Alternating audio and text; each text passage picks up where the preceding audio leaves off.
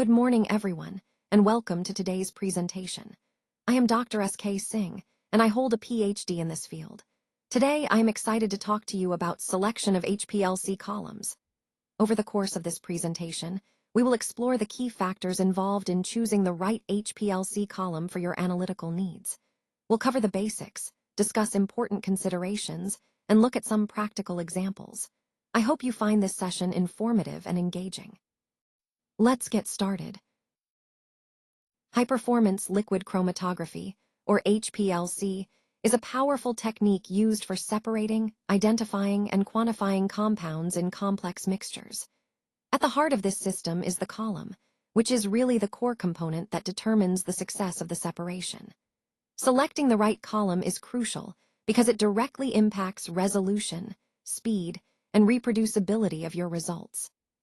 When we talk about efficiency, particle size plays a big role. Smaller particles usually mean better separation, but can increase backpressure. Column length also matters. Longer columns can improve separation, but might take more time. Now, moving on to selectivity. This is about how well the system can distinguish between different compounds. Bonded phases on the column surface and the mobile phase composition are key here. They work together to target specific interactions with your analytes, helping you fine-tune your separation. Retention, on the other hand, depends a lot on the nature of your analytes and the phase chemistry. For example, a polar bonded phase can be used to retain polar compounds effectively.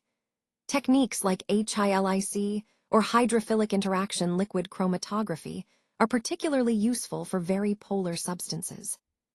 So, how do you choose the right column and conditions? It's about understanding your sample's chemistry and what you need to achieve: better resolution, faster analysis, or more reproducible results. By carefully balancing efficiency, selectivity, and retention, you can optimize your HPLC method to get the best possible results for your specific analysis. Let's take a closer look at the resolution equation. This equation is fundamental because it helps us understand how different factors come together to form a clear image. Essentially, the resolution equation relates the smallest detail we can see to the system's parameters. It involves variables like the wavelength of light and the aperture size, which directly impact the level of detail we can resolve.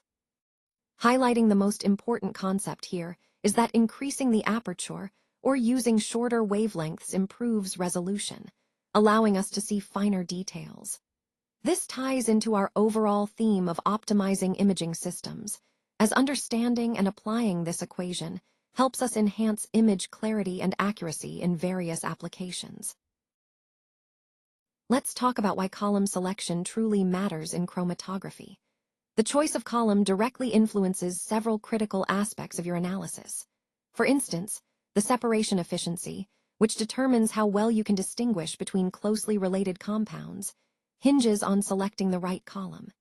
Peak shape is also affected, impacting how sharp or broad your signals appear, which in turn influences your ability to accurately quantify components. Analysis time is another key factor. Some columns allow faster separations without sacrificing quality, saving you valuable time. Sensitivity, or how well you can detect low concentrations, is also tied to the column you choose. Now, using the wrong column can cause issues like coelution, where two compounds come out together and make identification difficult. It can also lead to tailing peaks, which distort your data, or poor reproducibility between runs. So, selecting the correct column is crucial for reliable results. Let's look at the key parameters that influence this choice. First, the stationary phase chemistry. This determines what interactions your analytes will have with the column. Then, the column dimensions, like length and diameter, affect resolution and analysis speed. Particle size inside the column influences efficiency and pressure. Smaller particles generally give better separation, but require higher pressure. Pore size is important for separating larger molecules or biomolecules effectively. Lastly, surface properties, such as end capping and polarity, also play a role in how your analytes interact with the stationary phase. All these parameters need to be carefully considered to optimize your chromatography method and ensure you get accurate, reproducible results every time. Now, let's take a closer look at the different types of stationary phases used in chromatography. First, we have the reverse phase, or RP, which is the most common type. This phase is nonpolar, meaning it interacts more strongly with nonpolar analytes. Typical stationary phases include C18, C8, and phenyl columns, which are great for separating organic compounds, pharmaceuticals, and other nonpolar substances. Next is the normal phase, or NP. This phase is polar, so it has a strong affinity for polar analytes. It's especially useful when you want to separate compounds based on their polarity differences. Then there's ion exchange chromatography, which targets charged analytes. This method is highly effective for separating ions and molecules with electrical charges, making it perfect for proteins, amino acids, and other charged molecules. Finally, we have size exclusion, or SEC.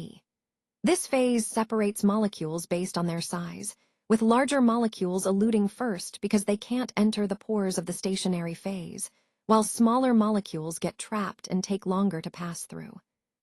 Understanding these different stationary phases helps us choose the right method for our specific separation needs, whether we're dealing with nonpolar, polar, charged, or size-specific analytes. Now, let's talk about the reverse phase columns, which are among the most commonly used in chromatography. These columns typically feature a nonpolar stationary phase and a polar mobile phase. This setup is quite popular because it offers versatile separation capabilities. Some of the common types include C18, also known as ODS, which is highly hydrophobic. Due to its strong nonpolar character, C18 is excellent for separating compounds with similar hydrophobic properties. Then there's C8, which has moderate hydrophobicity. It's kind of a middle ground, offering a balance between polar and nonpolar interactions. Another interesting type is the phenyl column, which allows for pi-pi interactions. This can be particularly useful when dealing with aromatic compounds, as it provides additional selectivity based on those interactions.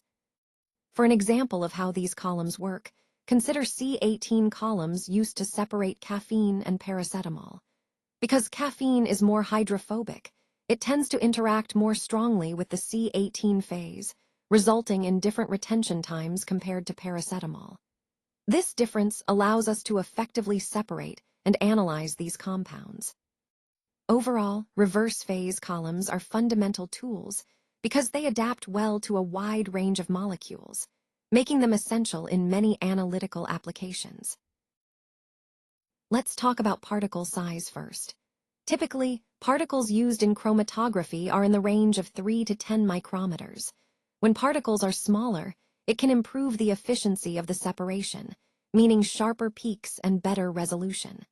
However, smaller particles also tend to increase backpressure in the system, which is an important factor to consider. For example, a 5 micrometer particle size is standard in traditional HPLC systems.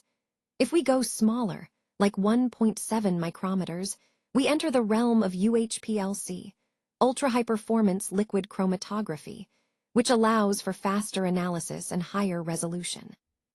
Moving on to column details, the column's length can vary from about 50 to 250 millimeters. Longer columns generally give you better separation because they provide more surface area for interactions, but they also mean longer run times.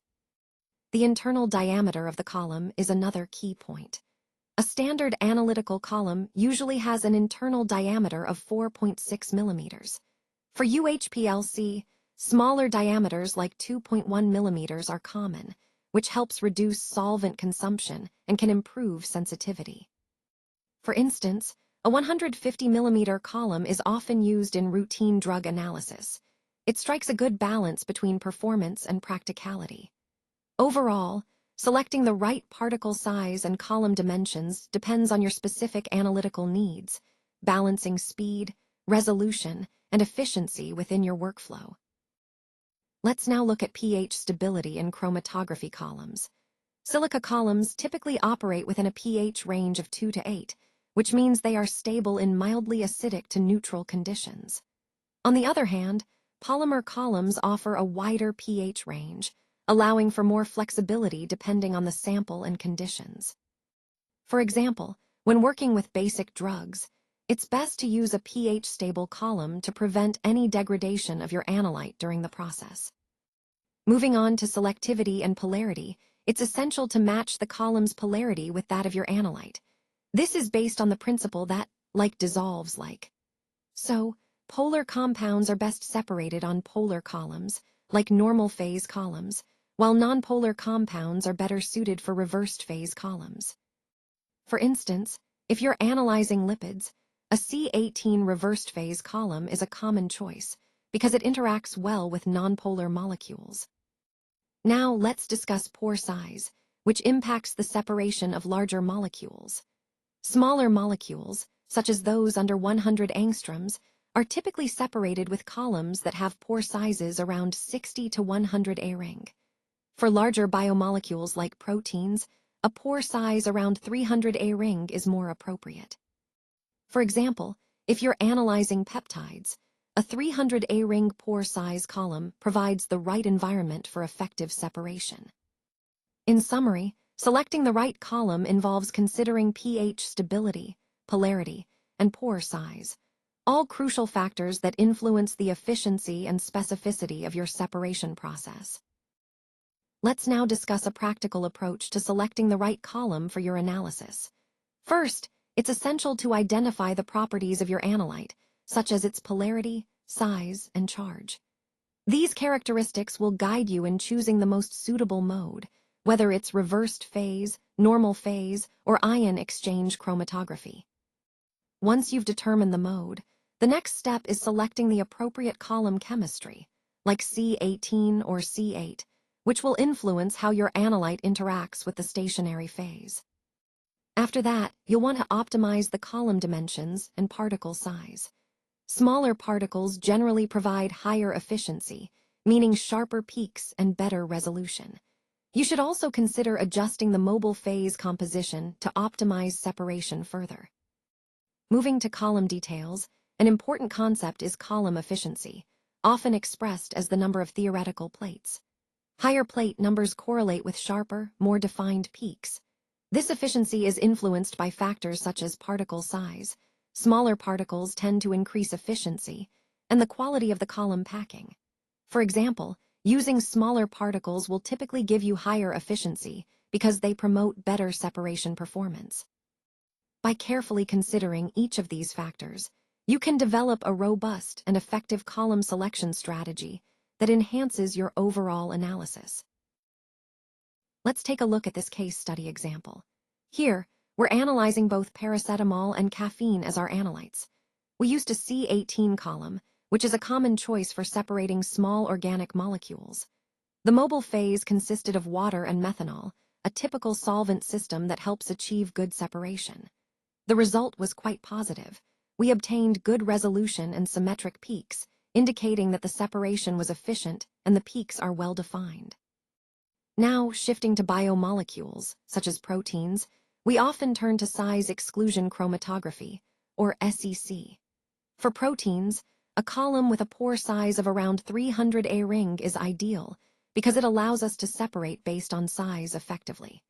This example underscores how different analytes and their properties dictate the choice of columns and methods in chromatography. Overall, this slide highlights how tailored approaches lead to successful separation, whether dealing with small molecules or larger biomolecules. So, as we wrap up, I want to emphasize that column selection is absolutely critical for successful HPLC analysis. It really can make or break your results. When choosing a column, you need to consider several key factors. First, think about the chemistry of your sample. What kind of interactions will help you separate your compounds effectively? Then, consider the size of the molecules you're working with, since that influences the type of column you should select. Efficiency is also essential. Using the right column can improve your resolution and reduce analysis time. By making the proper choice of column, you'll achieve more accurate, faster, and reproducible results. That's the ultimate goal, right? To get reliable data that you can trust. So always keep these points in mind when planning your HPLC method. The right column choice is fundamental to your overall success in delivering high-quality analytical results. For further support, please don't hesitate to reach out. If you have any questions or need additional information, I'm here to help. You can contact me through the provided details on this slide. Remember, we're committed to ensuring you have all the resources you need to succeed. Thank you so much for your attention and engagement throughout this presentation. I truly appreciate your time and interest.